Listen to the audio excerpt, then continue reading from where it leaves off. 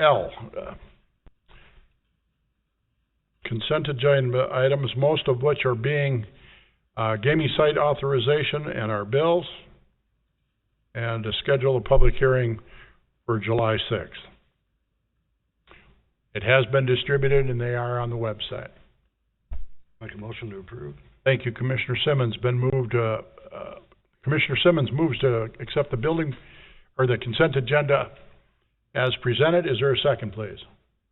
Second. Commissioner Olsen, second. It's been moved and seconded to approve the consent agenda for this evening's meeting, June 15th. All those in favor, please signify by saying aye. Aye. Aye. Aye. Opposed? Motion carried. Thank you. Moving on to the regular agenda. The first item is, item number 1 is a conditional use permit for an accessory building in an agriculturally zoned district at 3605 2nd Street East. Mr. Sober. Thank you, Your Honor. Commissioners, we received this application to accommodate the expansion of an existing approved conditional use for a non-farm single-family dwelling in an agricultural district. The expansion here is to provide for an accessory structure. The proposed structure is a 2-story garage built with residential materials, meeting the setbacks required along a local road. Under review, we've determined 2nd Street would likely be maintained as a local road. There's no access north of 32nd and south of 40th. It's residential. Upon discussion with the Planning Commission, the applicant has also reduced the height of the proposed structure to 20 feet at midpoint. My staff report refers to it as being 20.5. There are no height requirements in the Ag District. However, it was noted that if it were to be rezoned in the future for any reason to a residential zoning district, that the applicant should acknowledge that there may be issues if the city's zoning regulations for accessory structures were to remain the same as they are today within a single or 2-family zoning district, which would be 15 feet. If it were to be zoned as rural residential or rural estate district, the maximum height for an accessory structure is 20 feet, so it would comply with those 2 districts. An acknowledgement statement was added to the conditional use permit, as has been customary in similar instances where we've reviewed conditional use permits and how they may interact with future development. With regard to the criteria for granting a conditional use, no concerns have been noted. Staff notified residents within 350 feet per our city ordinance and applicable agencies. No comments have been received to date. At their June 9th Planning Commission meeting, the Planning Commission held a public hearing and reviewed the application and are hereby recommending approval of the application with the conditions as noted in the staff report. I did ask the applicant to stay home, just to stay out of the room if we can avoid having too many people in here. I didn't believe there'd be a whole lot of questions that I can't answer, but if you do have questions of them, I can get them on the phone if you wanted to push the item back. Thank you, Mr. Soberg. Are there any questions for Mr. Soberg, Commissioners?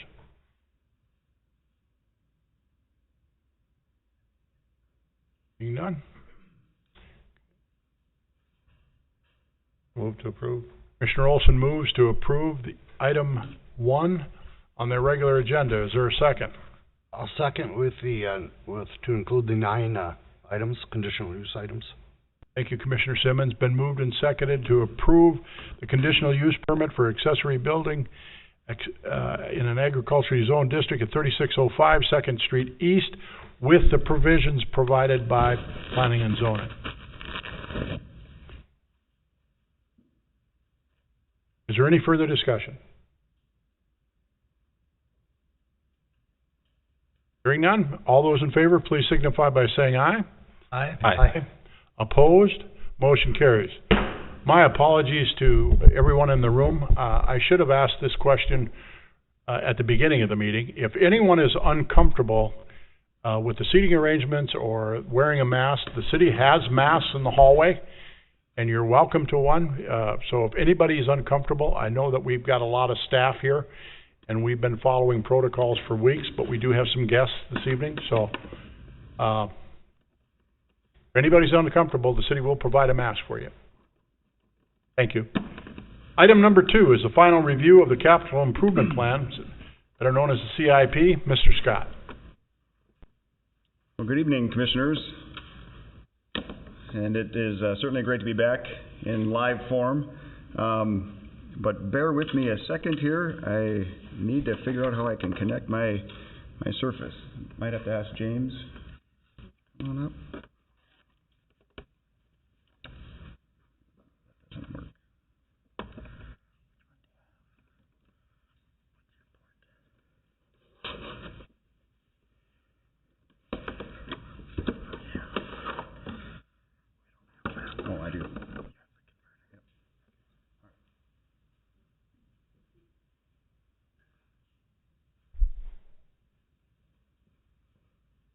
apologies again.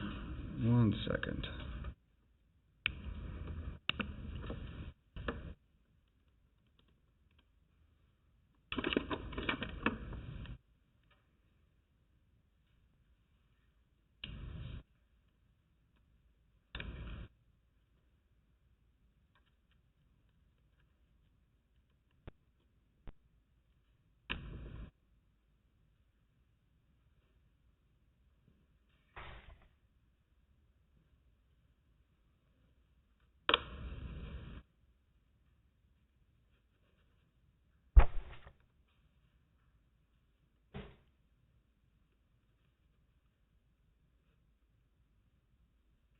Okay, we are good to go. Thank you again, Commission President Dardis, members of the Commission. Well, the last meeting on June 1st, we did a review of the draft CIP, and so tonight, I'm going to walk through a little bit of a shorter version of the presentation that was made on June 1st. In this first slide here, you can see the agenda I'm proposing tonight, and off to the side here, I did include just the agenda that was presented on June 1st, just so you can kind of see what's going to be a little different. For the most part, we're going to briefly cover the overview again, and then get into the process, skipping the existing infrastructure discussion that I presented on June 1st. That was, 6 to 10 slides worth of just a summary of our existing infrastructure. So I'm going to skip that tonight, move right into the process. Then we're going to go through that summary data that was presented in the last meeting, the tables of that were prepared. After that, we'll get into questions, discussion, and I'll ask for the Commission to adopt our Capital Improvement Plan 2020. So again, this exact same slide we presented last meeting. The overview of our Capital Improvement Plan, and again, I stress the word our Capital Improvement Plan because each community does it a little differently. For us, we want this to be a living, dynamic, and transparent document and process. The living aspect is, we're going to outline our current and proposed infrastructure and include the estimated financial impacts. But again, it's living. It evolves day by day. We field questions from the public on a daily basis. We run into changes in conditions of our infrastructure, and so this is certainly going to be a living process and dynamic. It's a dynamic tool intended to help guide the city staff and elected officials in prioritizing workflow and making capital investment and budget decisions. We want it to be a transparent process with a minimum annual review and adoption by the City Commission. As you can see at the bottom here, again, all projects in the CIP are going to follow our city standard practices and policies for review and authorization. So again, just want to stress that the projects identified in here are not being authorized to move forward into construction. This again is just it's a planning method for us to have a game plan and to have a financial evaluation of that game plan, but it does not authorize staff to move forward with projects. And it is also meant to, if something does come up that we haven't listed, we can bring that forward to the City Commission for consideration. That's where, again, the needs, priority, and financial abilities are continually evaluated. Getting back into the process, again, this is similar to what we covered last time, but we need to assess our existing conditions and then identify our infrastructure needs. Most often, this is going to be based on institutional knowledge. There are times where we conduct investigations and or conduct studies. Most recently, we completed the 9th Avenue Corridor study, which was a transportation study, and right before that, we completed our core area infrastructure study. And we get requests from the public, we get requests from developers. There are also projects that arise with coordination with other agencies.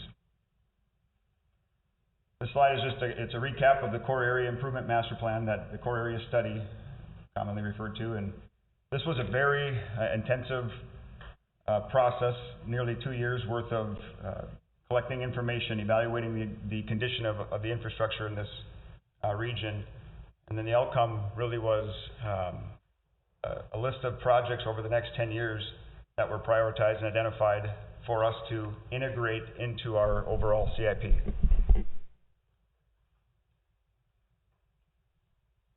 Then we get into, again, identifying the proposed improvements.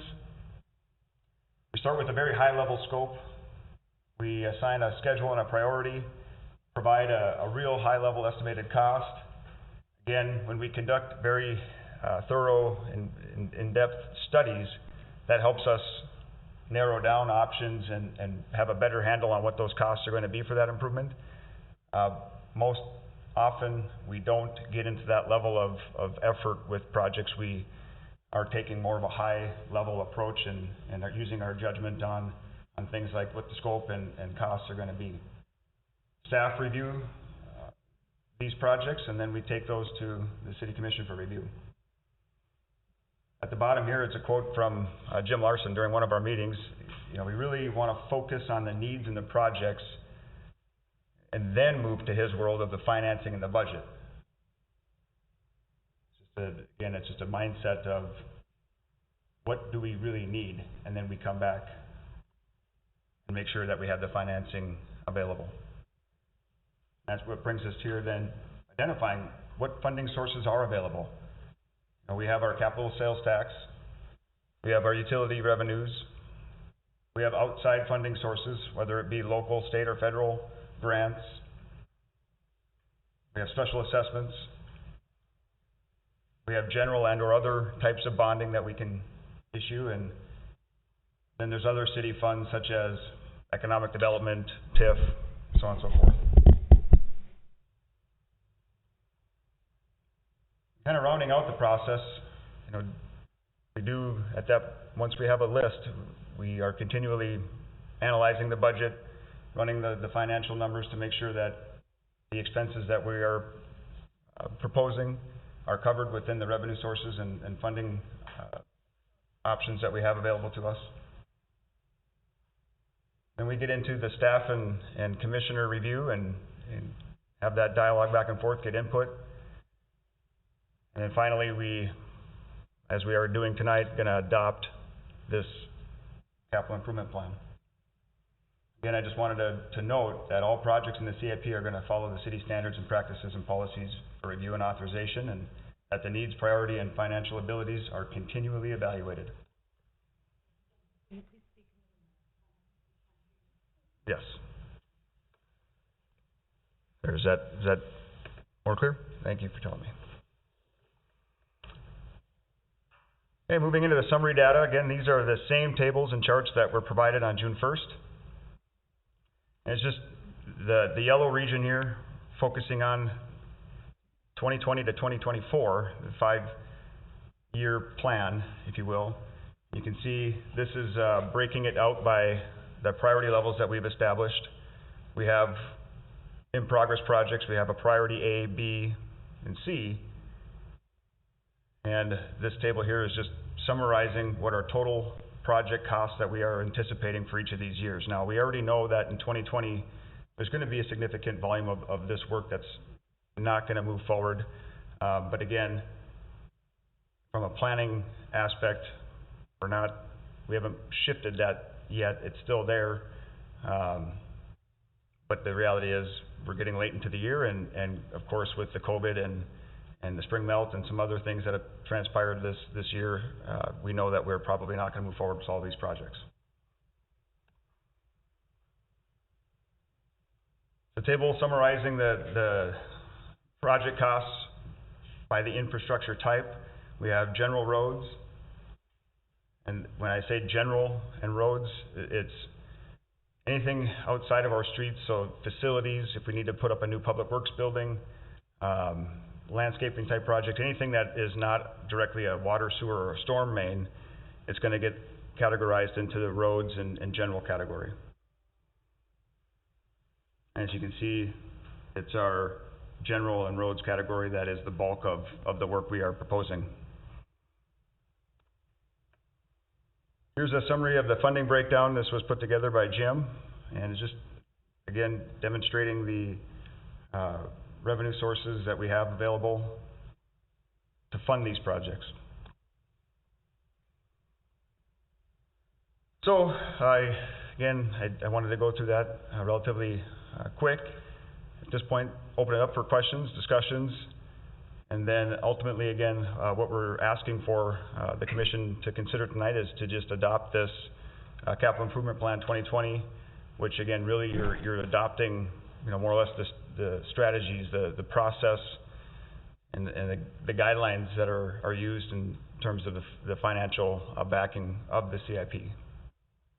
So with that, I will ask for questions and or open discussion. Are there any questions for Mr. Scott? Mr. Olsen? When you say there's going to be an annual review, so we're going to be basically doing this in just a smaller overview versus, we haven't done a capital improvement plan like this since how long? Really, to be this formal, it's been at least a couple of years. I believe a couple of years ago there was a list of projects brought forward, the exact year escapes me, but I know we did bring a list of projects forward, but we didn't get into this type of discussion and in-depth review. Before that, periodically, we would put, a 5-year list of projects on an agenda without much discussion, if you will. Whether or not we do this annually, that's entirely up to the Commission, I think. I will say that as things change and they're significant enough, we will certainly, again, keep this as a dynamic tool and bring forward when there's a significant enough change, we will bring forward to the Commission those changes, and whether or not we need to do a formal review of our process and the overall look of the CIP. Again, annually makes sense to me. Maybe we need to do it quarterly. Maybe it's every time we propose a project, we have a brief discussion on the CIP. But I thought at least at a minimum, to have a good annual review of our process would be certainly a prudent thing to do. Mr. Simmons? Thank you, Mayor. Dustin? Excuse me. Just want to make sure that I understand this right now, okay? So, just because if we approve the CIP tonight, okay, it does not mean that, number one, this is in the order we're going to go. Number two, that the project is even going to get done, correct? That's very correct. Both And so true. each project will come forward on their individual merits. So we just don't, something's not slipped in here, and this will give our public some time to look at this and see what's on there and get back to us. Absolutely. Is that somewhat correct? Absolutely. The intent of this whole program. That's the intent of this. 100% correct, Commissioner Simmons. We don't want to, and I'll say it like, my way of saying it would be, we don't want to paint ourselves into a corner. I don't want to come before the Commission with a list of 50 projects and tens of millions of dollars, have that authorized, and then we proceed without further discussion. I think the best example would be in recent history, the conversation we had with Drain 45 a couple months ago, where even though staff was working on that for some time, it was a great discussion, and ultimately that project slowed down and might even not move forward. And I would intend the same thing here. We don't just put in a project here and that gives us authorization to move forward without further discussion. So just like we do with any other project, when we are going to bring forward a concept, an engineer's report, that is going to get reviewed, and at that time, if the Commission doesn't want to proceed, even though it was identified as a priority A in this particular year, the Commission doesn't have to proceed. And that's where I do know that other communities and counties, others that have capital improvement plans, that's what it is there for. It is to authorize that bulk of work. And we're not treating it like that. We're treating this more of a comp 2.0 type. That's what I was going to say. This is more like our comp program, where we put it out there. This is what we'd like to see, but that doesn't mean it's going to get done. It could change with public input. Absolutely. And of course, it's a rough draft. That's what I call what do we call the 2.0? What do we call that document? It's not a living document like you call this, but I can't remember the name of it. But anybody? 101. But you all know what I'm saying. I mean, this is definitely not written in stone. This is for everybody to take a look at and debate and see where we want to go. You know, we may not have any money next year, who knows what'll get done. But at least I think it's correct that we have something documented, at least we're moving forward, so I like that, thank you. We have a Commissioners, process. I have one comment. Mrs. Fisk. John and I were just sitting here, and he brought up a really good comment that I had forgotten to mention, and we hadn't even talked about, but a lot of times, in order to get federal or state funding, you have to show that you have a CIP process in place, and that you have plans and documents, so, this is just being prudent as far as even that type of funding, so. Okay, good, thank you. Thank you. Thank you, Mrs. Fisk. Commissioner Thorstein. Dustin, will we make this information available to the public in a format that be easily for them to vet or understand? Or, you know, if you live in a certain area of town, it'd kind of be nice to know if you have 4 projects kind of scheduled, even if they're scheduled out, you know, down the road, just so you could know in advance what might be coming to your area. Absolutely, great question, Commissioner Thorstead. So, as staff, we are still discussing exactly what format we're working with Melissa in the Communications Department, exactly what format this is going to be available online. I will say, you know, as soon as we do get a project moving forward and it's authorized, we are putting project-specific information on there. So, you know, the maps and the cut sheets, purpose and need of the project, explanation, all that good stuff. We are certainly planning to post, you know, the June 1st and tonight's presentation so that there's an overview of the process. What we're still trying to figure out is exactly in terms of the holistic list. Now we have a list of projects over the next 25 years, really, and trying to identify, do we, you know, narrow that down into the next 3 years worth of projects and get a map available that shows where these projects are located, roughly how much they cost. We're still trying to work exactly how to present that type of information, and I agree, we certainly want to make available what we have so that people can start asking questions and planning accordingly. My answer, though, as of right now, I'm not exactly sure what that will look like, but the intent is to make, again, these presentations, for example, public, and a level of project information public. We just need to figure out exactly how to manipulate the big spreadsheet, if you will, that has all this information, how to make it user-friendly. Yeah, we don't want to shock people or scare them or anything else, but on the other hand, we don't want to surprise them either. That's probably worse. The other thing is, make sure, if you can, within whatever you put out there, is we include an addendum that lists like the studies we've done. For instance, the infrastructure, the core infrastructure study we've done, the 9th Street, I think you've talked about, and I know we've done other ones. Recent history, at least so people understand this is not necessarily all based on your opinion or a couple people's opinions. This is based on, dare I say, science. So, absolutely, great point. Additional questions of Mr. Scott? The finished product that we're reviewing here this evening has been in development for 2 years. The addition of Mr. Jim Larson joining Mrs. Fisk from a financial standpoint. One of the things that we deal with at the commission level and the staff members also is the financial elements of it. What part of it is grant or money with the state, or is you know, general fund tax, or whatever the case might be. And yes, special assessments. So the important part of this here is, if you go to one of the graphs that Mr. Scott had up there, you had it before, there it is, right there. That is as transparent as any city in the state of North Dakota, and probably in America, right there, that tells you exactly how we're going to try and finance this.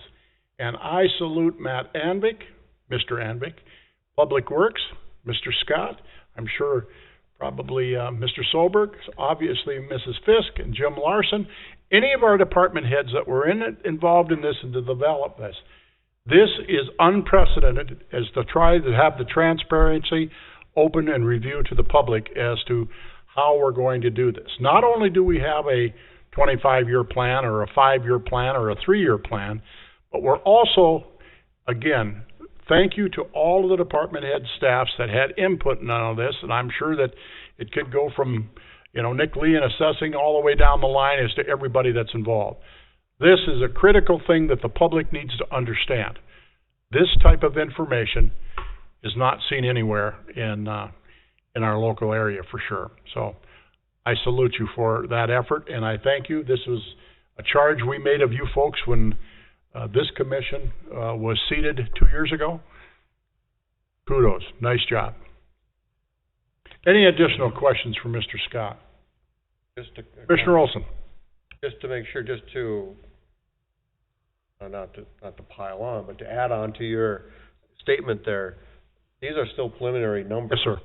There is not set in stone that exactly this much is going to come from a special assessment, or exactly this percentage is coming from a grant, because we just don't know that far. Well, our crystal ball isn't tuned into that yet. Excellent point, and that's exactly right, because if it's on our CIP, and to the point that Mr. Shockley and Mrs. Fish just made, if it falls within the North Dakota DOT guidelines for them providing some funding, then the colors of these graphs could change dramatically.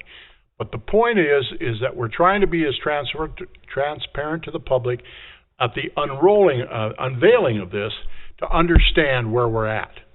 And have the public understand that if they're going to come in and tell us that they want bike paths or they want their street reconstructed or whatever the case might be, it has to fall within the game plan.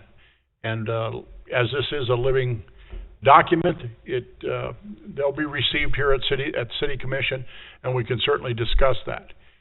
But it isn't because somebody that knows Mike Thorstead decided that he wanted his street redone, and Mike made it happen for him. That's not the way we operate. I can pick on Commissioner Thorstead as he's stepping off the commission. Doing that the whole time?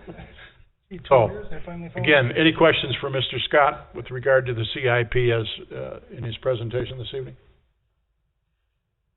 All right, thank you, sir. I'd ask the commission, it is an actionable item. Mr. Scott is asking us to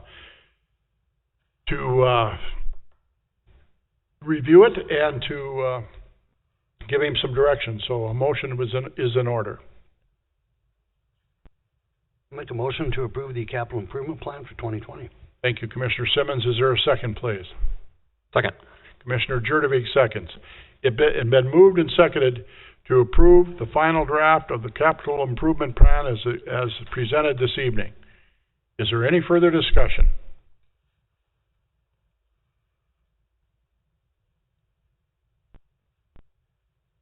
Hearing none. All those in favor, please signify by saying aye. Aye. Opposed? Motion carries. Thank you. Item number 3 is to review the task order for 31-1 for professional services relating to sewer, water, storm, and street improvement district number 1331, Wilde's 20th edition. Mr. Scott. Thank you again, Commission President Dardis and members of the Commission. So in your packet, we've got the task order for the Wilde's 20th edition. It is the basic design and construction services for the improvements that were reviewed and approved, or the engineer's report was reviewed and approved at the last meeting. And I'm just going to get down to the summary of the services that will be provided per this task order. If the Commission recalls, a couple, 2-3 meetings ago, one of the first action items on this project, the Wilde's 20th edition, was to set up a task order with more engineering to start evaluating the alternatives options. And that's what, if you look at this column titled previous fee, that's really what that's identifying, was this original task order that was already put in motion.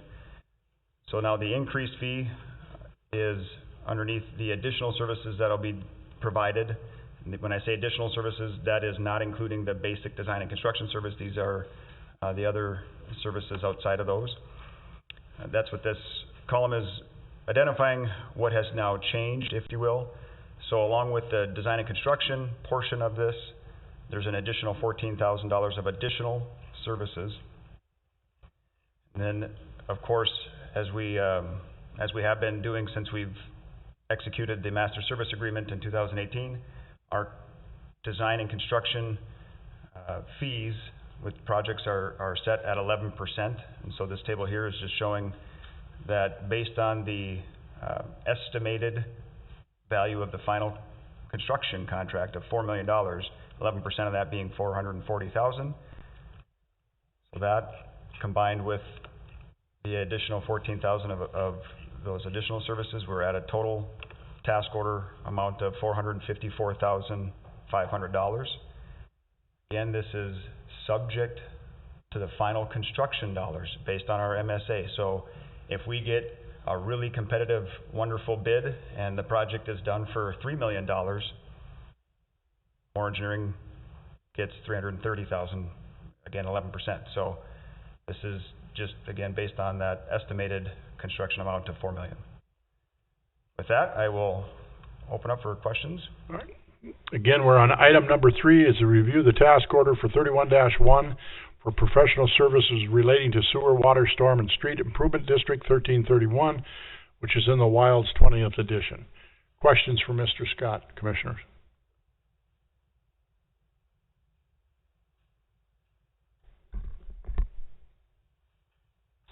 Seem to have any questions. Oh, excuse me, Mr. Shockley is a point to make. Thank you, Mr. Commission President. I just wanted to note for the record that this improvement district was petitioned for by the developer, so this is a request from the developer.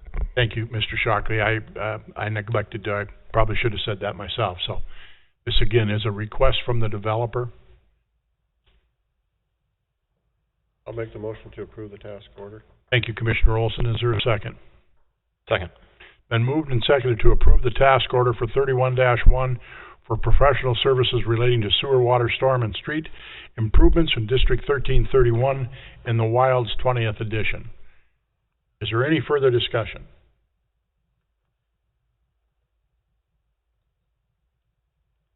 Hearing none. All those in favor, please signify by saying aye. Aye. Opposed? Motion carries. Thank you. Next order of business on the regular agenda is item number 4, review the information and documents for the city's Cheyenne Street Downtown Improvement Project designated as Street Improvement District number 2252. Mr. Scott. Well, thank you once again, Commissioner President Dardis and members of the Commission. So, the road diet project, we've been, as you know, working on this for the last couple of years pretty aggressively, and we are finally at a point now where we need to start taking some administrative actions with the Commission. I want to preface tonight's agenda item with the notion that there isn't, from a scheduling standpoint, if we don't take action tonight, that's okay. If there's a desire to delay this, we can certainly do that. I just want to make sure that there's no pressure from a scheduling standpoint. However, to that point, at some point in the near future, we are going to hit a scheduling urgency, if you will, in order to be able to bid the project this fall and keep our eligibility with the grant that we've received. So tonight we're going to review a proposed improvement district and the associated documents with an engineer's report. I will say the full engineer's report for this particular project is not included in your packet, along with there's an environmental document that was prepared for the North Dakota Department of Transportation. That document itself is about 90-some pages. Again, it's not included in your packet. Both documents are available with the city auditor and of course the city engineer's office.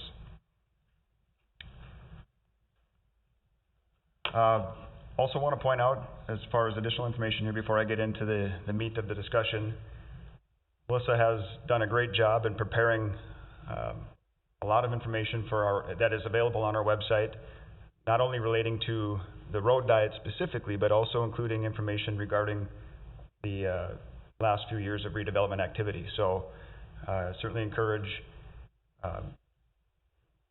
Commission staff, the public, to go to that website and navigate around and see what available information is there, and to learn more about not only this particular project, but again, all the activities that have been occurring downtown. So what is provided in your packet and on the screen here is what I would call a cut sheet that is really a format that we are going to use within our CIP as we prepare project-specific information, especially for the projects that we have a better handle on and are probably within the 1 or 2 years of being constructed. We're going to have a project informational sheet like this. More Engineering has been helping with a template to be using here, and side note, they are also working on a web-based application that the public, along with staff and commission, can access this type of information online. So what you have here, though, is specifically for our project, we've got a project scope, purpose and need, and then funding information, which I want to put a little disclaimer there that funding information, and all of this really is, again, preliminary and estimated. These dollar amounts are certainly a high level of cost. Of course, we've been actively in this project, so they are a little more refined than what you would see in a project in a CIP for 3-4 years down the road. But again, these are preliminary numbers; they're not set in stone. The project scope, I want to touch on. Commission is certainly well aware that when we applied for this grant, really this grant was part of the Main Street Initiative program by Governor Burgum.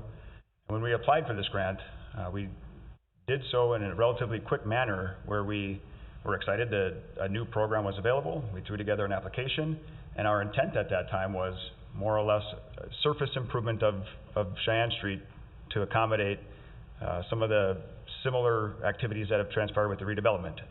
Narrowing up the street, getting on-street parking, adding some aesthetic appeal. Last year, there was a point, and I believe we had we've had 3 public meetings. One was January of 19, where we went through that initial scope. In September of 2019, we had another public input opportunity where that scope had changed from that original application. We presented that information.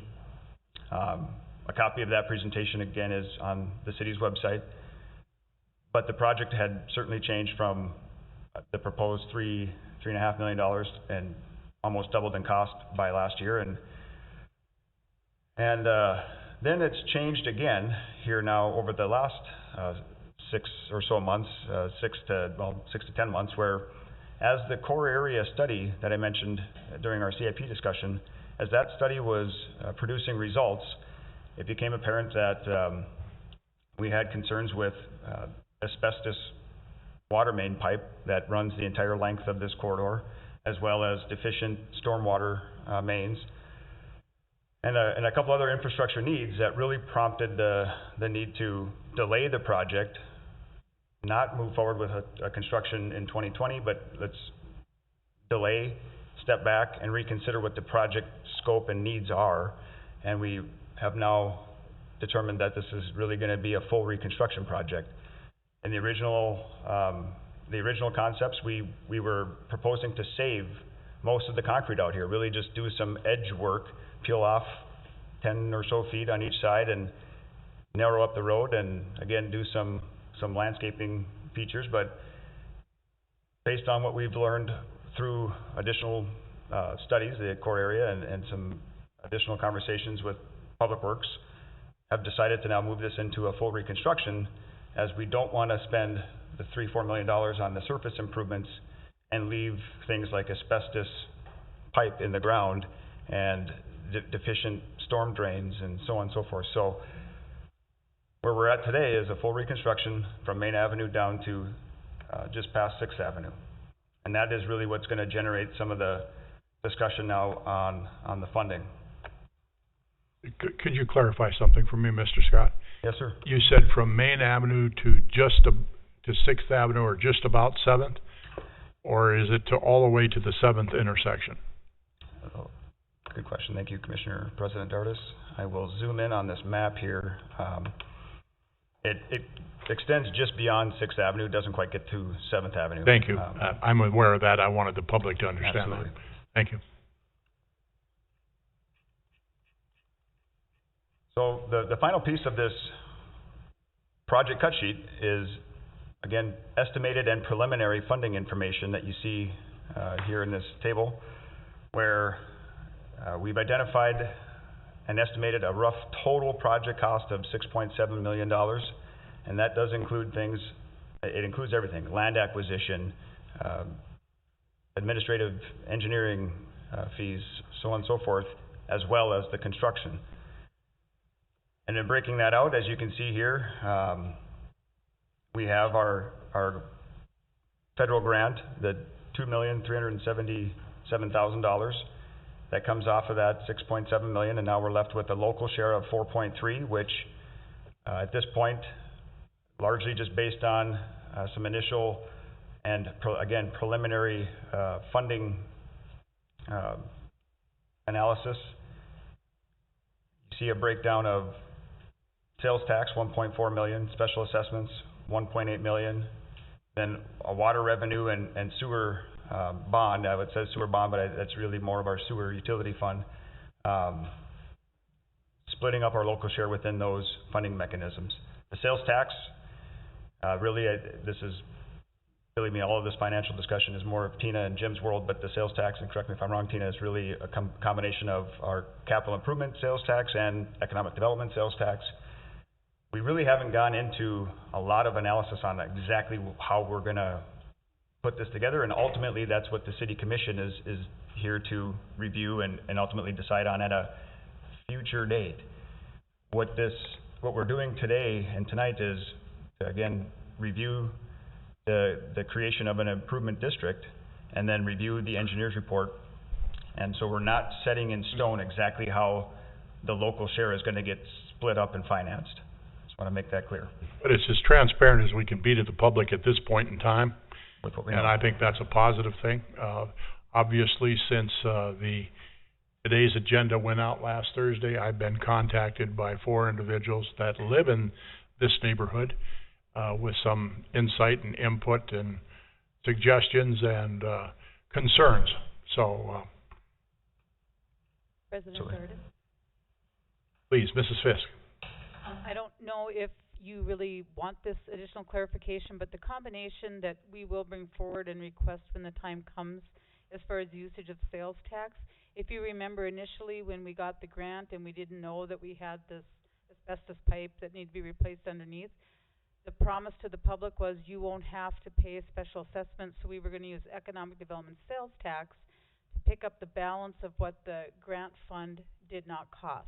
So that's our intention, to provide that, and then the other intention is that for the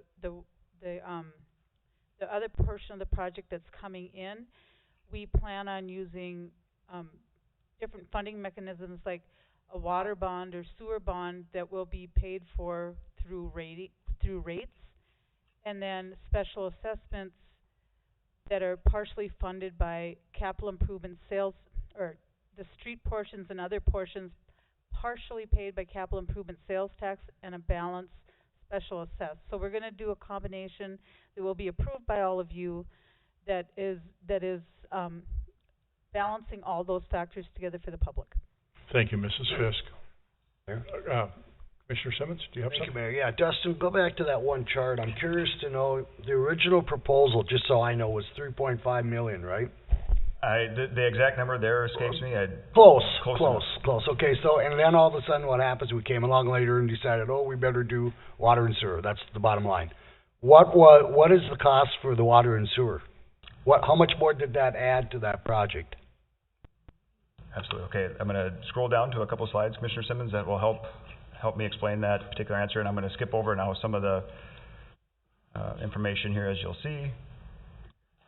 I don't have that. I believe it was $3.5–4 million was originally, and quite honestly, that again changed before we had our September meeting last year. Our September meeting, again, I don't have that number in front of me. I do know that the PowerPoint presentation is available on our website, and at that time we were proposing a combination of sales tax and special assessments back in September. But where we're at today, this $6.7 million. You can see, I'm going to go into this preliminary project cost, this gray shaded area. Based on the engineering estimate that's been provided to date, we have roughly $700,000 of water, $60,000 of sewer, $940 of storm sewer, and then $2.8 million of street. And like we do with other projects, we factor in a level of contingency in here. So we get to a total project of $5.2 million for construction. Now, adding in quote unquote what I'd call soft costs, the Century Code requires that you identify and prepare a statement of the construction costs, as well as identify all other, call it non-construction items. Again, land acquisition, professional services, administration. For a total project cost now of $6.7 million. And really, if you were to try to boil it down to what's changed, not only did we now have an additional, call it half the roadway we were originally proposing as leaving intact, all of that's coming out and being replaced. And again, these utilities that are also being replaced. So I don't have it exactly, but you can kind of see here that we've got between the water, sewer, we have roughly $1.7 million in there. And what was originally going to be, I'll say maybe $3 million of that 4 was construction. You know, part of that, the street is, I don't know, I guess, I'm taking a stab at it, but maybe there was $2.5 million of street components in the original stuff. So you can see the 1.7 plus another $500,000, if you will. That's where we've added those costs. And what we're trying to do here is take a look at, based on the funding, again, the preliminary funding mechanism of applying sales tax, water revenue, and sewer revenue, it leaves a balance of $1.8 million to be special assessed, if you will. Whether or not you want to move forward with that $1.8 million, again, is still up in the air, and that's a discussion we can still have. But in terms of being transparent and providing an estimated impact, we then broke out that $1.8 million into, you can see now here in the blue section, how much of that is water, sanitary, storm, and street. Again, there's a lot of ways you can start to apply this, and there's a lot of discussions to be had. But again, we're based on our preliminary conversations and reviews, this is where we're at. Again, there's still time to further discuss the funding sources. What I will jump back to now is the assessment or the improvement district that we are asking the City Commission to consider tonight. You'll notice in your packet there is a boundary showing basically from Main Avenue to 7th Avenue, and then the Shine River to the west, over to Drain 45 to the east. And one question that's come up recently is other collector or arterial roadways traditionally have a larger assessment district. On the north side of town, historically, we've done a mile each way for an arterial road. Again, sometimes that is altered by a geographic situation, like in Main Avenue's situation, we only went to the railroad tracks and then down to 7th Avenue. Point being is that we don't live in, it's not exactly a mile, sometimes it's adjusted, but point being, arterial and collector roadways generally have a larger assessment district. Well, those particular roadway projects are generally to increase transportation capacity and needs. And what we're doing with the road diet here is, effectively, we're altering the feel, so to speak, we're narrowing the road, so we're effectively taking away some traffic capacity. So when I put together this particular boundary, my thought process was that this is not necessarily providing additional traffic and transportation benefit like our other arterial and collector roadway projects are. This is at this point, largely relating to the fact that we have utilities in this corridor that need to be replaced, and those particular utilities, again, like the asbestos water main, provide more of a local benefit. The storm sewer is a little more of a regional, but we know that it doesn't serve anything west of the river. And now there is still this new street component, and again, that's where I'm certainly open to discussion on it, but I feel like this is not a typical transportation project where, like in Cheyenne Street south of town, we went from a 2-lane rural section road to a 6-lane urbanized road that is facilitating the transportation demand, facilitating the needs of the transportation demand out there. So I guess, Dustin, where I'm going with this is twofold. Number one, with that Cheyenne Street, the big difference to me is that we have to do water and sewer now. So I think some of that is going to have to be assessed out, special assessed, because I don't think it's fair for, to pay everything on that. But here's where I think we have to need these discussions before we go, in my opinion, almost anywhere. Because go back, please, to that map that you just left with the boundaries, right? How many times throughout the next 5 years are these very same people going to get nailed for another project on 4th Avenue? We have to look ahead, not behind like we're doing, and say, okay, can we put a limit on how many times they can get hit?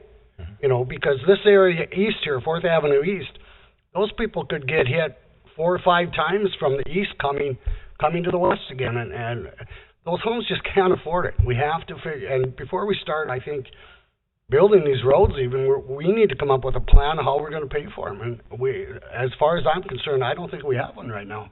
And the CIP also has from 6th Avenue to 7th Avenue and an east-west corridor from Oak Street to South Elementary. So that's the entire. You're absolutely right, Commissioner. We have to. When we did Main Avenue, I didn't complain. I got nailed $4,200 for Main Avenue, and I'm totally fine with it. I pay my taxes. I'm fine.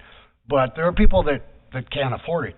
Number one, and they're all in this area, Mayor. They're all in this area. We have to come up with a plan so we don't keep nailing these people 2 or 3 times in the next 5 years. They will not be able to afford their homes. We have to come up with something before we even start building these roads.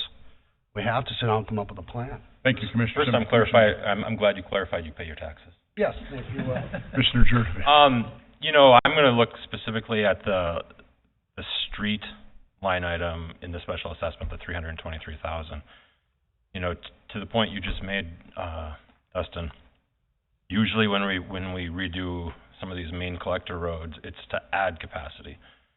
And specifically, we're going the other direction with this, and this whole project is certainly being driven a little bit more from an economic development perspective than it is because the road needs to necessarily be replaced. I don't have a problem with the water main, the sanitary sewer, the storm sewer. I mean, that makes sense to me, but the road piece of it doesn't fit with this boundary as a collector road, and therefore, personally, I would say that the street component we should be paying for all of that out of add that $323,000 to the sales tax piece to lower the special assessment amount, because it would make sense. It's hard to argue that somebody living in this district is getting a benefit from the street shrinking. Yes, it's a new street, but we're not adding capacity there like we traditionally do on all the other collector roads, and I think we should recognize that that's being driven from an economic development perspective, and I think we should pay for it differently than we normally would. It's a great point, and I agree. Commissioner Olsen. There'll be a safety component added to the street, because there'll be less traffic. It'll be designed for safety. Yeah, So that's another thing. And then just I live down on Eagle Run, and I've been hit with 32nd Avenue, 40th Avenue, Cheyenne Street, and numerous others in the last 14 years that I've lived there. So, and I wish back then there would have been as much thought about it, because I'm getting nailed all which ways. And not to say that Now it's these people's turn to do it, but I don't wanna go that way, but there will be a time where there's gonna be multiple assessments in certain areas because of the core infrastructure really needs to be taken care of because of, like you said, the asbestos in the pipes. We can't leave that there, you know, that's not good. So, everything, you know, you gotta look at the whole picture too, but we My can't comment is stop. just to that street portion. I'm not, Right. I mean, I can handle, or I can, Mhm. the assessment for those pieces makes sense, but the street piece is being driven from a different, place than what normally it comes from when we redo a street. This morning, when I had a conversation with Mr. Scott, I suggested possibility of planning and zoning through our GIS department if we couldn't possibly, as we move forward with the core of the city and as these different assessment districts are gonna come forward or our CIP plan is rolled out, if we couldn't have a mapping of, you know, so we have an immediate reference that on June 15th, this is what happened to this area with regard to whether there was some special assessment. And then as you move forward, if, like you said, Brad, where you've been in there 4 or 5 times, numerous, and that's the concern that the neighborhood has now, that we could have a color coding, so we are easily to reference that as a visual guide as we try and determine on how the financing might be applied to pay for this. I just think it would, in this state of technology, there's no reason we can't do that. Absolutely, Commissioner President Dardis, we can certainly work on such a matter. Commissioners, any more questions of Mr. Scott? Mr. Scott, do you have any, excuse me, Commissioner Thorstad? Excuse me. Number one, to tag on to what Commissioner Jurdovic said, I agree with him, and I think from a public perception standpoint especially, when people look at redesigning the street to fit that downtown area, which, you know, I'm supportive of, I agree 100%. That's really no benefit to the surrounding neighborhoods, so we can figure out a way to, at the minimum, do that. But I had a question, Dustin, as in the past, as we've added those new buildings on Cheyenne Street, they've kind of redone the sidewalk, they've redone the street. Now we've got a couple new projects coming up. I guess the question is, are we going to build this and tear them up, or are they going to, for instance, the Bell Bank project that's on the boards, could that block, is that part of their responsibility to include that, or are you going to build something and then they're going to tear it out and redo it? I'm just wondering what effect that has in it, and if there is anything, would it make sense? I know it makes sense to do a project all at once, get it done, cost savings and all that stuff, but is there any reason which you might want to consider phasing certain parts of it and just doing certain pieces? Because you're going to have, hopefully, more redevelopment along that corridor in the future as other properties redevelop. Absolutely, Commissioner Thorstad. Yes, there's a lot of coordination with Epic. Certainly, they've got a lot of development going on and investments into this area, and so we are certainly trying to coordinate what we're planning to do with our road dia project with what they're actively pursuing within their development projects. What you see here in your packet is the layout of what we're proposing to construct it. This is just the surface layout, but as you can see here, you know, there's a little bit of a little parking area here. Based on, at least at this point with the DOT, they have restricted our ability to have on-street parking due to certain site distance requirements at intersections. So for example, at the 4th Avenue and 5th Avenue intersection, based on their site distance guidelines, we can't have parking in here or in here. So we are proposing to do this.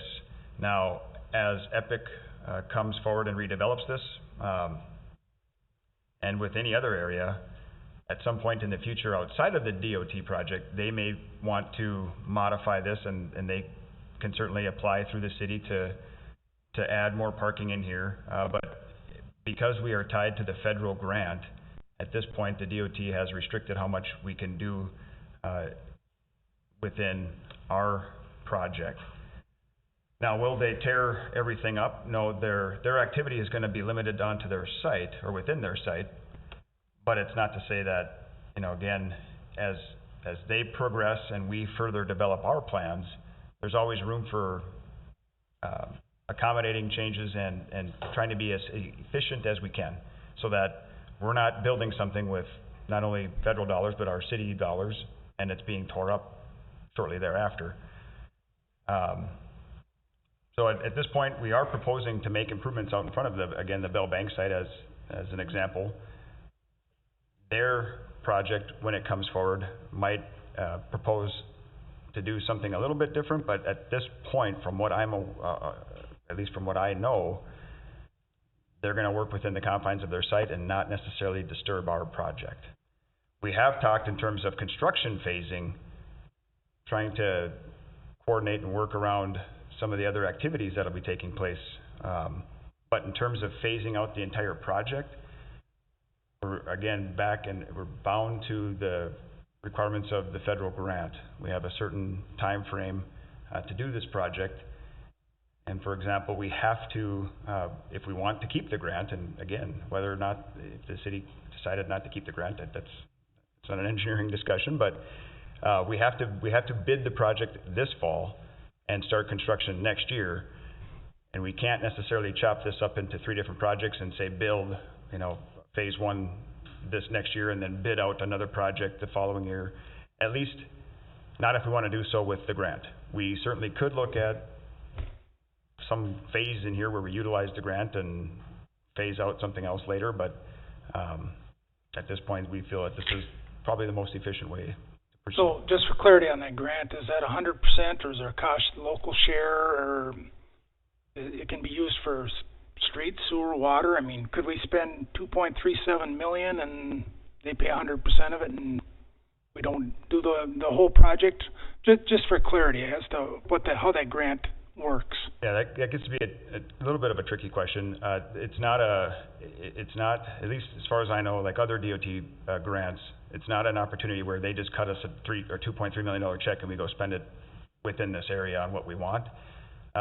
There is a very detailed process, and part of that was the environmental document that we just recently submitted, where you have to identify what you are proposing to do, and that has to be included within that environmental document, evaluated, and then approved to move forward.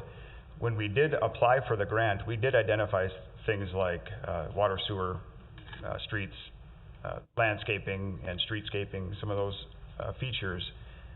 So the short version answer would be, for the most part, everything we're proposing is eligible underneath that grant, but they will get they are certainly restrictive on veering from what you've identified within their environmental document and planning process.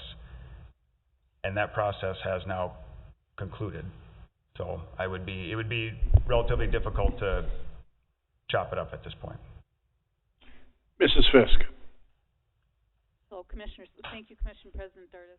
I think I just want to reiterate on behalf of the information that's been provided, because it's a lot of information, the fact that the initial grant intention was to cover the items that we got the grant, that we received the grant funds for, and the items that the information was sent out to DOT, those were going to be covered by grant and economic development sales tax funds.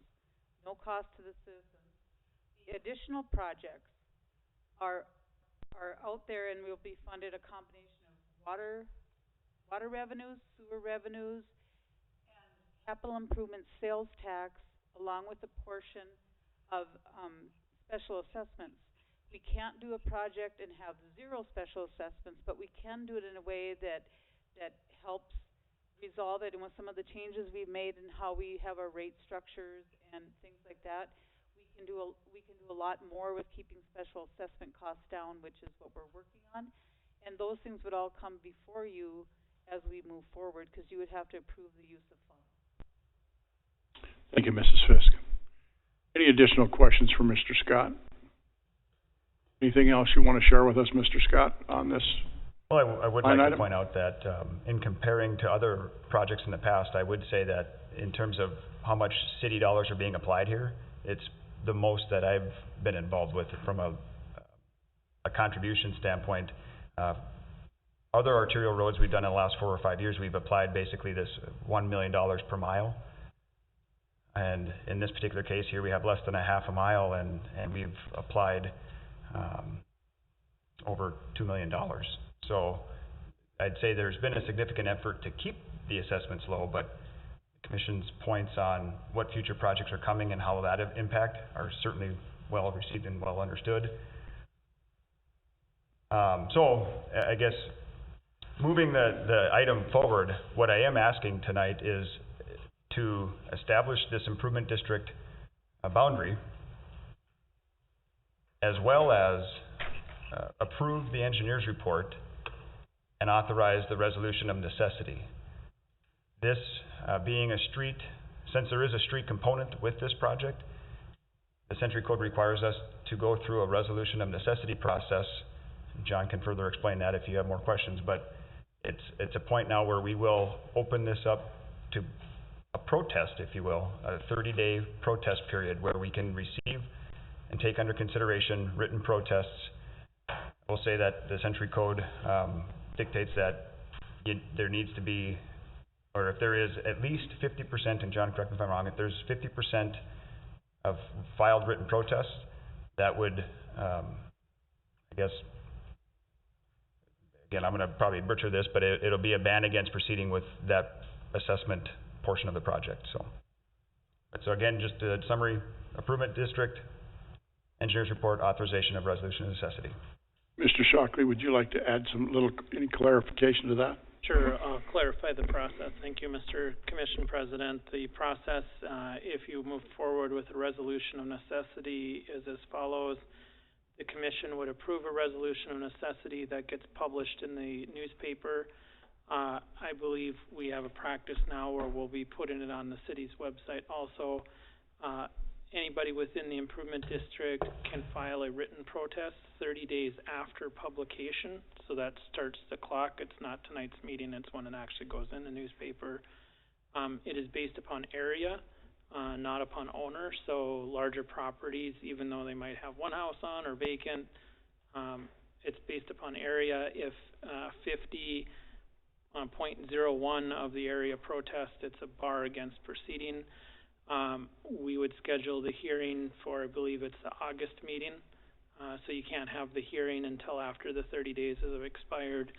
The city auditor then reports how many protests have been filed, and you can hear those protests.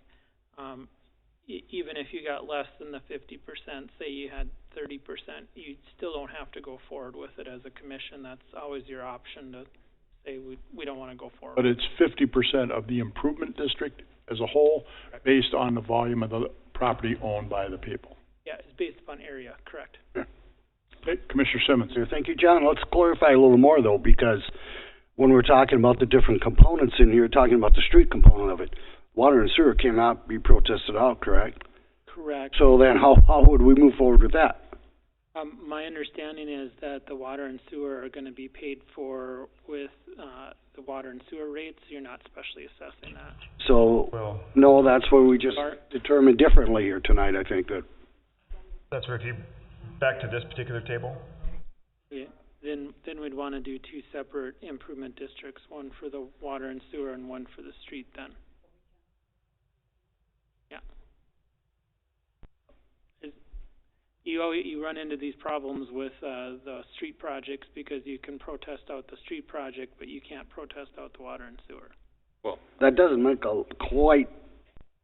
quite work out though, John, like that, because we've had many people over the years protest out the street project, and they haven't done them. I get it totally. They don't want to do them. They want to wait.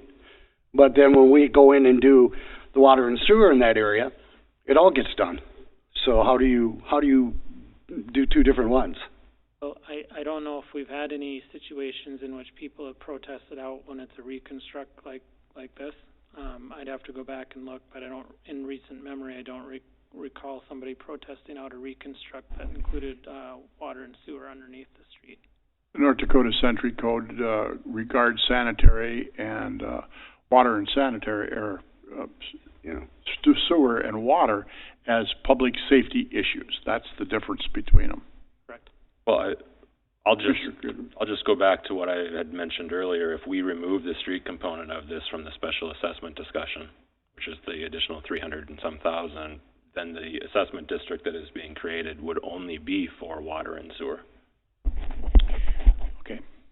Thank you, Commissioner. Anyone else? All right. As per Mr. Scott, we have 3 items to consider here. And we'll take them separately unless the commission directs me to do it otherwise. We have to approve the creation of the street improvement district for 2252. And then we have to approve the engineer's report and direct the city engineer to prepare the detailed plans and specifications for construction. And number 3, we have to authorize a resolution of a necessity. And those are all pursuant to the North Dakota Century Code. So, what is your pleasure? We're going to, you want to do it in 1, want to do it in 3?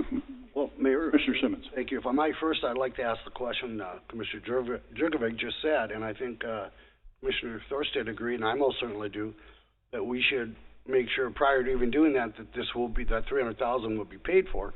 Then we wouldn't even have to do the street one. We would just do it out as a water and sewer. And then the citizens wouldn't pay anything, correct? That is an option up to the city commission. If you want to pay for the streets out of a non-special assessment fund, then you would not need to do this on resolution of necessity. I think that is our intention anyway, is it not? I mean, I would make a motion to approve the special, or the assessment district specifically for water and sewer portion of the project. There's a motion. Is there a second? I'll second. Commissioner Simmons moves and seconds, excuse me. Been moved and seconded that water and sewer be its own special improvement district. Is that correct? Is there any more discussion? How would we handle that $300,000 to pay for the street portion of that? Mrs. Fisk. That again would be, staff would bring that forward to you as a request to use from capital improvement sales tax. It's really only our other avenue of funds that we can use. Commissioners, if I may, just to build on that, if you look at the green portion here, this preliminary local share summary, effectively what I would see this motion will change the sales tax total here from 1.4 to, call it 1.8, and change the special assessment total from 1.8 down to 1.5.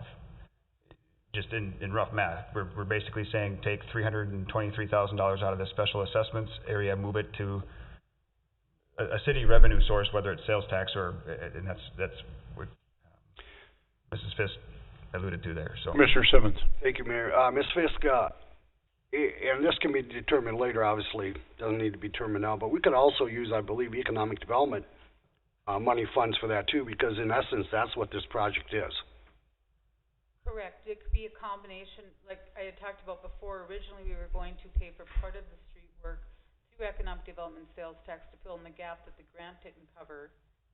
So it's a combination of, however, I think as staff, what we would do is bring you forward a financial presentation and allow you to make a decision based on that when the time comes. Is there anything that we're doing tonight that you don't think will work? No, I think it's, I'm totally in agreement with the direction that you're headed, and I think as staff, we can bring a good financial financial plan back to you once we get bids and so forth, and you can make a decision based on that. One other item I would offer is to the capital improvement plan that we just approved. We can go back to the capital improvement plan, again, which is based on these numbers. We can revise that and kick out a new capital improvement plan. Jim could run those numbers and say that it fits within, because I believe the commissioners brought that up earlier too, of how does this fit with other projects from a financial model, and that's where we can make this $300,000 change, rerun the capital improvement plan. Very good. Commissioner Thorstad. Just for clarity now, if we approve these motions, this doesn't mean this project is down the road and getting done. There's going to be additional discussion about funding, the assessment districts, and all that stuff, because I won't be here to discuss it, but somebody else will. I just want to make sure it's clear. The funding comes sometime before the project, so we know where the money's coming from. Right. I need some clarification. Do we want to specifically talk about a dollar amount, or or separate water and sewer. Mr. Shockley looks like he has some insight for us. Thank you. You just got promoted, by the way. Thank you, Commissioner President. I think you may want to just wait until you figure out the exact percentages. You may have a project that comes in really high on a bid or really low on a bid, and then if you don't. Thank you for that. If you had a strict percentage tonight, it might be too high, it might be too low. I think we've recognized that area of the community has some challenges with how much you can levy special assessments for it. And so just having more information about what the bids would be would probably be better for a whole financial package. Would agree with that. Second agrees. Second and the motion maker both agree to that, so that change is noted to the secretary, please. We have a motion on the floor. All those in favor signify by saying aye. Aye. Aye. Aye. Opposed? Motion carries. Next, we have to approve the engineer's report and direct the city engineer to prepare a detailed plan and specifications for construction of street improvement district number 2252. I'll make the motion to approve. Thank you, Commissioner Olsen. Is there a second, please? Second. Commissioner Jurnovic seconds. Been moved and seconded to approve that the engineer direct the city engineer to prepare a detailed plan and specification for the construction of street improvement district number 2252. Is there any further discussion? All those in favor, please signify by saying aye. Aye. Opposed? Motion carries. Thank you. Next order on this discussion is the authorization of a resolution of necessity. Commissioner, now you just got demoted, John. City Attorney John Shockley. With the prior commission motion, you would not need a resolution of necessity. All right, thank you, sir, for your advice. Never mind. That's the order of business. So thank you, Mr. Scott. You have 2 action items of the 3 that you requested initially. We'll be moving on our regular agenda to item number 5, construction updates. Mr. Scott.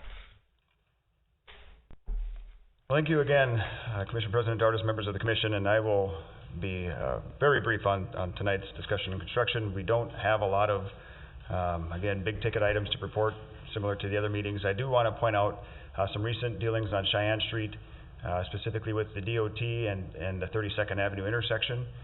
They, and maybe this has already been observed by the public or even one of you, but the flashing yellow light that we all come to enjoy on our traffic signals, the DOT went in there and took that out, just like they did down south on 38th. They'd removed this, at least for the time being, as they are conducting their final reviews of the corridor. There's been some changes in their standards in the last year, and a flashing yellow operation at that intersection is no longer, they're not comfortable with that, so they physically went into our traffic cabinet and changed it. We have had some internal discussions.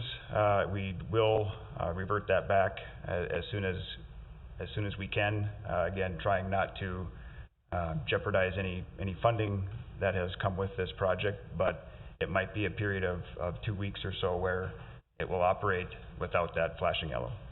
Just wanted to point that out. Last time when we took it out of the 38th Avenue intersection, there was a lot of public comment. I haven't heard anything quite yet on this one, but just wanted to point that out. Thank you, sir. Anything additional? That'll be Questions for Mr. Scott, gentlemen? No? Thank you. Item number 6, City Administrator's Report. Mrs. Fisk.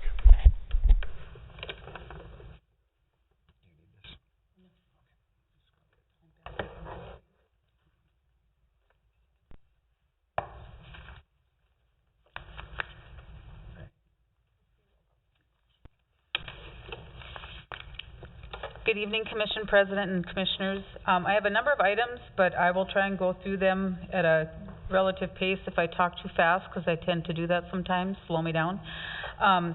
Reminder that on June 22nd, we will have the swearing in of the new commissioner, who is present in the audience, and then we will also have a reorganization which we will assign portfolios and assign people to different committees and boards that the commission members are on, and also be reassigning Mike, since I guess he truly is leaving us. So that will be on the 22nd. I will be on a panel on June 24th to discuss special assessments with the FM Realtors Association. They gave a list of questions, and they just wanted to have a panel to just kind of inform them of different things that different communities are doing, so I will be partaking in that. June 25th, the lights on the plaza will have an open house at 11 o'clock, and I do believe Melissa is working with West Fargo Events for the opening of our plaza, and there's some other items coming up. I don't have all the details. I just looked at my calendar and saw it, so she's really smart. She can fill you in on that. June 30th, we will be having an onboarding for the City Commission. For those of you, the three of you that are new, remember that last year it's all the different department heads. You'll receive a binder with information, and the department heads will come and kind of give you a brief explanation of what they do. John will go over the legal items and requirements being on City Commission, some of the things that go on, and this time we're hoping to we want to start at 4, and we're hoping to be done by 7. Last time, not so much luck, but I think this time we're going to get really concise, and a meal will be provided. So we will send you out more information on that, but staff is working on gathering data for you so that you have that. This afternoon, Nick attended the county equalization meeting. He came back with a good report. There were no items for the city of West Fargo that were overturned or commented on. So again, another fantastic year for Nick and his team. They did a fantastic job as always. Let's see. I can't even read my own writing. Okay. The 2021 budget is coming along really well. We're working really hard to stay within the parameters that we discussed with you last year. And we've had staff doing a fantastic job on reducing their costs and weeding things out, and we're trying to be able to provide the best service possible to all of our public without having to have a large increase in the mill levy with all the services that we provide. So we'll be keeping you all informed and meeting with you as we have been, and with the new commissioner, and we will continue to come forward with data and information for you. So that is coming around. Can't even tell you what that's about. Okay, what I'm going to do is have Melissa come up, because she has a request for use of economic development sales tax that her and Lauren Orchard, our economic development director, and I had spoke about. And then if you also have questions for her on some of the information for the plaza and the parking garage and the POWMIA plaza, she can answer those as well.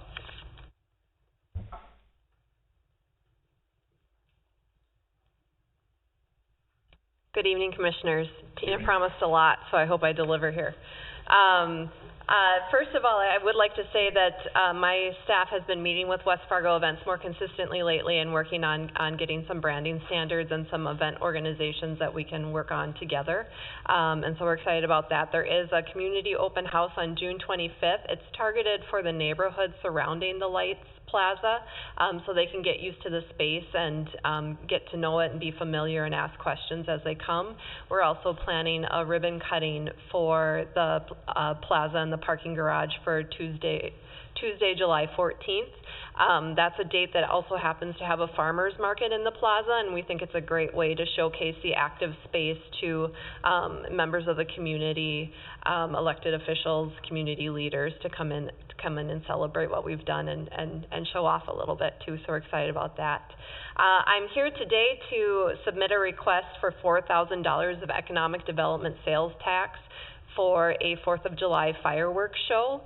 West Fargo Events is working with Star Fireworks to provide a fireworks show that will launch off the top level of the Lights parking garage. At 10 p.m. It'll be 15 to 20 minutes long. It's going to be consumer-grade fireworks. I'm not a fireworks buff, but I assume that means it'll be impressive, but not too impressive. They have already met with the fire department to map out the safety plan if it's possible. This event falls outside of the scope of the contract that we have with West Fargo Events to conduct city events. They have a set number that they conduct on our behalf as part of the contract, and this happens to be an opportunity outside of that I wanted to approach you with. I have about $10,000 roughly sketched out from economic development sales tax to use as these tourism and events opportunities come up. But I obviously still want to provide and get approval from you guys on that. The parking garage, West Fargo Events will do an RSVP system for people who want to sit in the actual plaza to watch it, and they'll be able to park in the parking garage, except for the top floor where the fireworks are coming off, and there'll be a safety check of the garage right before the show to make sure everyone's exited. There'll also be space at the West Fargo Sports Arena for people to sit, and it's a great, it'll be obviously visible from near and far as well because of the great location. This would be an event that we are the primary sponsor on, and we would market it that way as well. Any questions? Questions from Ms. Richard. Commissioner Jurdovic. So did you say that this was above and beyond the contract because it's over and above the number of events that they're supposed to have? They have already outlined a certain amount and type of events that they'll be doing on our behalf, and this is outside of what has been agreed on for that. I guess I would just ask, over the last 3-4 months, they've been under, due to COVID, the number of events they were contractually obligated to have, from my understanding. I was just perplexed by that argument, or that positioning a little. Absolutely. I don't know if Jim Larson would like to come up. I think he's been a little bit more involved in that balance and how they've adapted, and he could probably provide a better explanation. Mr. Larson, Director of Finance. Thank you, President Dardis and Commissioners. Yes, West Fargo Events has had events that they've not been able to fully pull off at this point, but most of their events were scheduled to start June 1st or later. And so they don't have a large amount of events that have not gone on.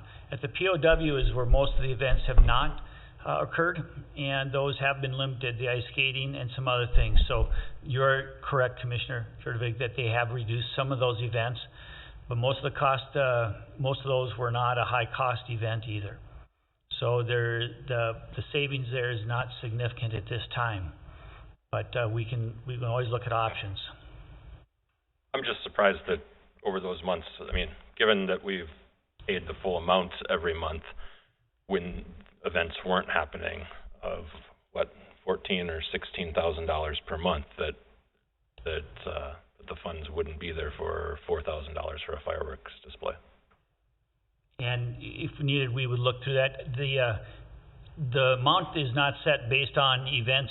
The monthly amount is not based on events that would occur during that exact month. It's actually an annualized amount as events. Most of their activities are June 1st through the end of September. And so they're just getting into that. So there has been some reduction at the front end, but I don't believe there's been... I must remember the contract wrong. I thought specifically it actually required like a minimum number per month, was my understanding. That is correct. And because of the pandemic, those didn't occur. But not that many were scheduled in the May time frame. I think the other thing, Jim, too, is that they weren't $4,000. Those other events that were scheduled didn't come up to $4,000, and everybody on the board can look at the finances. Jim, you have those finances as far as what West Fargo Events have in their account, which, and again, in my opinion, we differ a little bit because it's the city. We keep calling it West Fargo Events, but that's the city plaza. We're all the city. We're all one. Those monies, they're a nonprofit, so they don't get to keep that money. That money eventually comes back to the city anyway. So it's our money in essence. There is a West Fargo Events Board of Directors meeting on Wednesday. Commissioner Simmons is the chairman of that committee, and I also sit on it for the City Commission. So that discussion can take place, Commissioner Jurdovic. Obviously, she's asking for an action item right now. So. And sorry to interrupt. I did want to point out Mike had mentioned that they were planning this event and looking for sponsors, and the reason why I thought it was a good connection is the city has never done a 4th of July celebration before. We We do a great job with other summer events, but nothing concentrated for 4th of July, so it seemed like a great opportunity for us to step in on something that typically you would see a municipal government participate in, and that's where the idea connected for us. Mr. Thorstead. Just for curiosity, I think Bonanzaville and or the fair has put on the show the last few years. Are they not doing the show this year, or are we going to be having dual shows? I don't know what the Red River Valley Fair's plans are. I believe the pyrotechnic show that normally comes, they canceled. That's canceled, but That's they've canceled. done a July 4th Sure. display the last few years, which we have two. That's great. I guess you Yeah. can spread the crowd out. But I'm Yeah. just wondering if they're not doing that. I guess our Yeah. event would be that much more popular, I would Yeah. assume. From a communication standpoint, a community engagement, I just really love the idea of saying that the city of West Fargo is providing something for that day. Can I ask a question? Certainly. Thank you, Commissioner Melissa, Simmons. because this did catch me off guard. I wasn't aware of this, Sorry. so I want to make sure I understand it right, because I think it's changing somewhat. I don't think our director came to you and asked you to put this on. Did you come to, which is totally fine, because you have your own funding, so. Yep, Mike mentioned that this event was happening and that he'd already lined up Star Fireworks to cover some of the costs, that it would be a total of a $6,000 cost, and they were going to provide a third of the cost. Okay. And that he was gonna start reaching out to find sponsors, and I felt it was a good Okay, opportunity that's to good consider enough. the That's city's good. involvement. Thank you. Yes. The only point I'd like to make is that Chief Fuller's in the room, that the fire department continue to be consulted on this. If the fire index is at a level that the fire department's not comfortable with, we'll have to follow their lead. They do have, in their permit that the overall control of the site will be with fire operations, and that the fire chief or anyone designated, I believe, can shut it down Good. whenever. Very good. Any additional questions for Ms. Richard? I'm just curious how we can have the president of the West Fargo events here and not know that this was going to take place. That's my bad, I did not fill him in. Yeah, it did not come before the board at our last meeting. That's why I'm just kind of curious. That's kind of, they're not being very transparent with what they want to do with, like, Well, no, I we've think- been spending money. No, Commissioner Olsen, we have been very, very transparent, and so is Melissa. I think this just is one of those things that fell through the loophole. I didn't know about it. I'm not begrudged by it, or it just came up. You know, we gotta I remember understand when, that, but we we're just went through COVID. We haven't been together last time I saw you was 2 months ago, so I We're mean, 2 weeks away from the 4th of July, and then now they're asking for $4,000, and they've already got it pretty much lined up. again, this is, I don't even know, quite honestly, Melissa does not, in my opinion, wouldn't even have to come here. She did out of the transparency, that's fine. Right. But I will say this, if you feel uncomfortable, or you folks feel uncomfortable, we don't need your $4,000, we'll figure it out as West Fargo events. So, I mean, you know, this doesn't need to be a big controversy over, It's kind of or late in the something we game. want to give the citizens, so. I just want to point that out. It's kind of late in the game to be asking for it. Mrs. Fisk. I can ask some quick clarification on how this came around so quickly. I got an email saying that an opportunity popped up, that this fireworks company got a hold of West Fargo Events and said, hey, would you be interested in something like this? So I got emailed saying, what do you think of this? So I quickly emailed Melissa, and then I asked her, would you want to come in front of the commission and ask them for the monies, because we just don't have a lot of time. So that's the reasoning behind it. It was just a matter of, I knew West Fargo Events was at meeting, and he was just asking, would the city want to do this as a city event? And I'm like, well, we can check if you want to. Mr. Dardis. And if we don't contribute $4,000, I would argue it's a city event because we are the funder of West Fargo events. And we own the parking garage. So, like, we don't need to contribute the $4,000 for it to be a city event. If West Fargo Events does it, I would argue it is a West Fargo city event, by definition. And to support Commissioner Simmons, I do believe West Fargo Events has been very transparent in what they've been willing to share.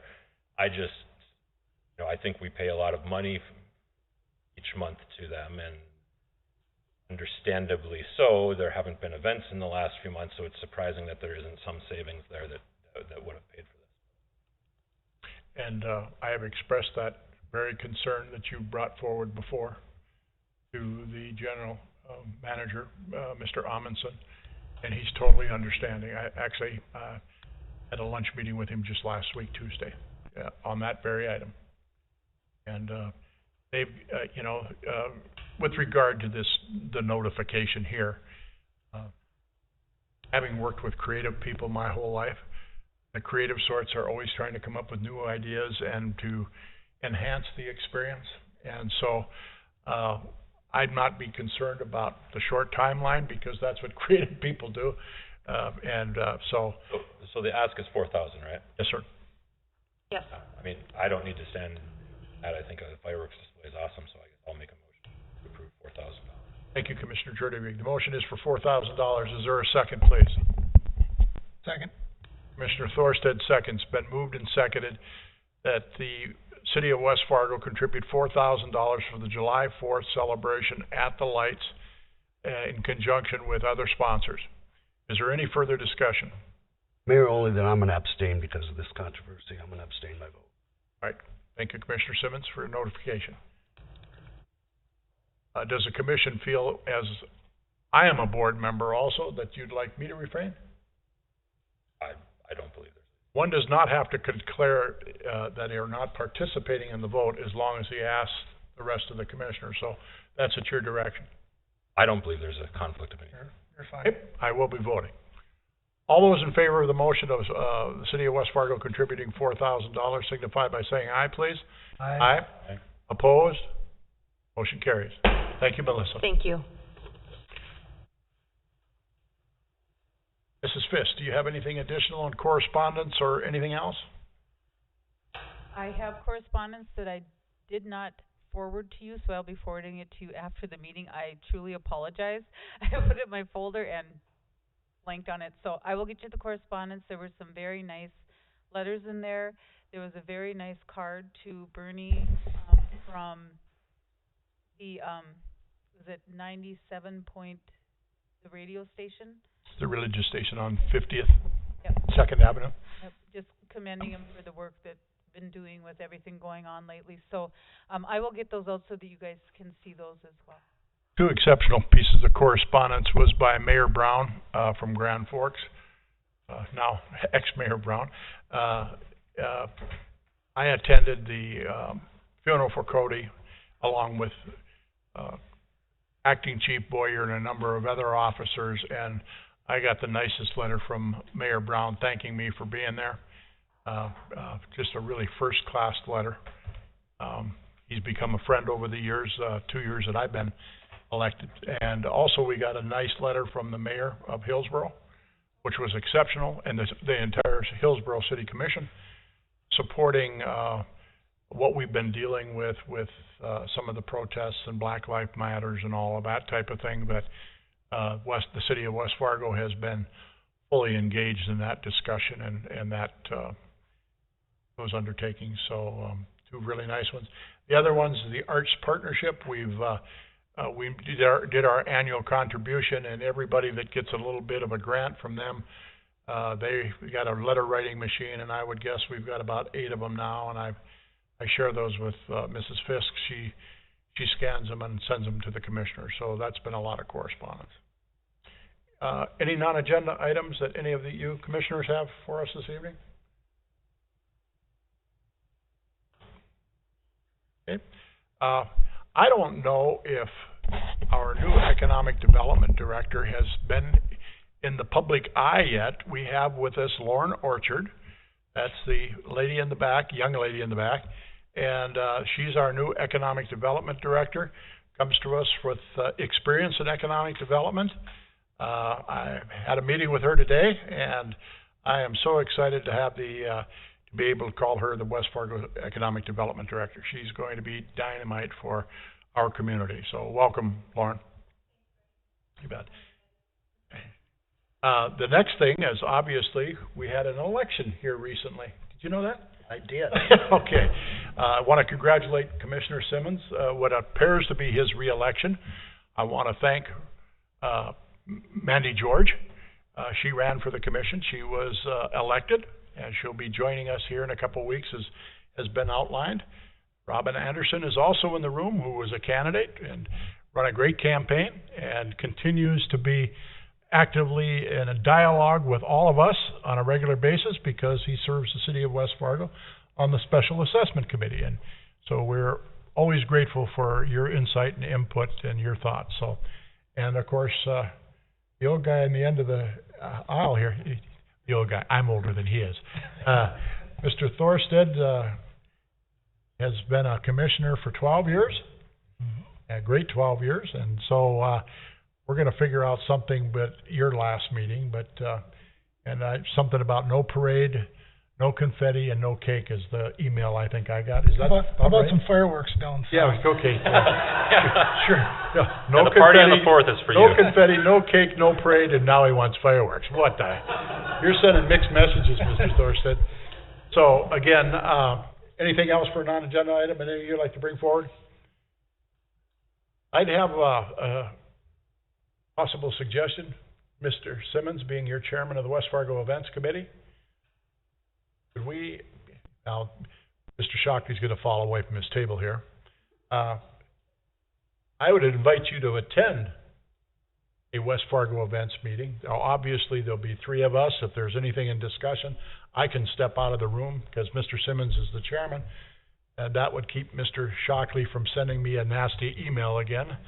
And so if any of you want to be a part of that or have any specific questions, I would encourage you, because as Commissioner Jerdevig has pointed out, we do invest on a monthly basis on West Fargo events, and there should be absolute opportunity for you people to evaluate what we're doing. So that's a standing deal. Like I said, I'll step out so we don't break the open meeting rules. Anything else on the opening or non-agenda items? Excuse me. Mr. Simmons. Move to adjourn? Is there a second? Second. Commissioner Olsen, it's been moved and seconded to adjourn. We stand adjourned. Thank you, everyone, for joining us. Be safe and continue to follow the protocols for safety. Thank you. No, I know that. That's why I made the motion.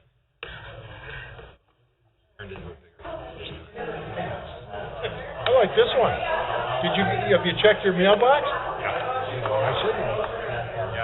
Thank you. Good to see you. Thanks for coming to Iris.